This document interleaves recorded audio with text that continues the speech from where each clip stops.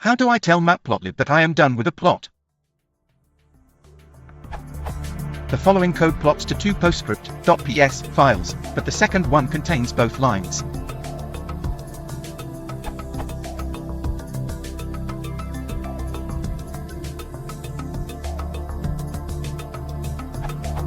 How can I tell Matplotlib to start afresh for the second plot?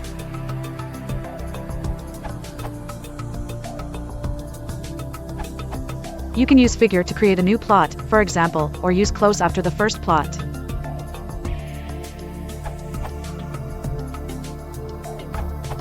There is a clear figure command, and it should do it for you.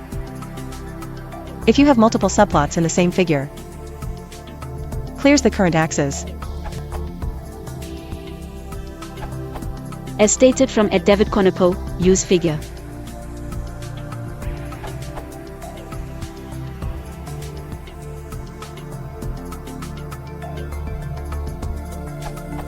Or subplot 121/subplot 122 for the same plot, different position.